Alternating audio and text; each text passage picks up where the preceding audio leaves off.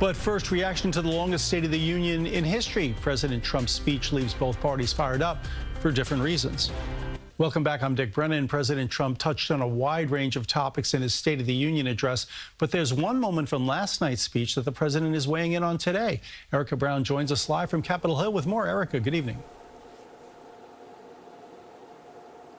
Good evening, Dick. And President Trump made his case to the nation last night, highlighting policies he says has benefited Americans, while some Democrats have criticized the address, saying it was out of touch. But that clash between the president and some Democratic lawmakers last night over immigration sparked a sharp rebuke from Trump earlier today.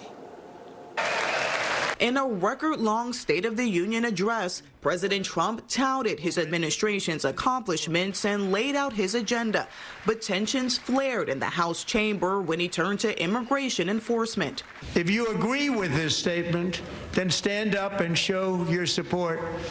The first duty of the American government is to protect American citizens, not illegal aliens. You should be ashamed of yourself not standing up. Democratic Congresswomen Ilhan Omar and Rashida Tlaib shouted at the president in response. Of criminal aliens. In a social media post Wednesday, the president railed against the Congresswomen, saying they had, quote, bloodshot eyes of crazy people, and called them lunatics and mentally deranged, adding, we should send them back from where they came. Some Republican lawmakers say the contrast President Trump highlighted between the two parties is exactly what they wanted voters to hear heading into this year's midterm elections. Democrats, you're paying for this one. You were horrible. You acted horribly last night, and the American people are going to know it, and we're going to remind them in November. Ahead of the speech, CBS News polling found Americans most wanted to hear about the economy and the cost of living. Their policies created the high prices. Our policies are rapidly ending them. And President Trump placed the blame on Democrats who were critical of the address. What the country saw last night was not a State of the Union. It was Trump's state of delusion. The president also briefly addressed Iran, saying he will never allow the country to have a nuclear weapon as the U.S. continues its military buildup in the region. Now, as of now, nuclear talks between the U.S. and Iran are still underway to possibly reach a deal, with a meeting set for Thursday in Geneva. Dick? Erica Brown on Capitol Hill. Erica, thank you.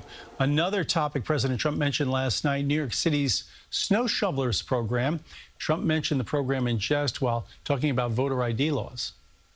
If you apply for that job, you need to show 2 original forms of ID and a Social Security card.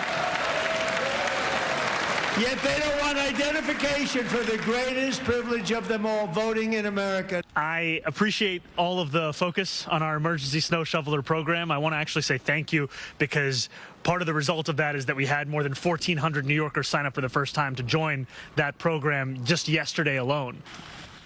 In most homes, emergency snow shovelers pay starts at $19 an hour. This time around, it'll start at $30 an hour and can go up to $45 an hour.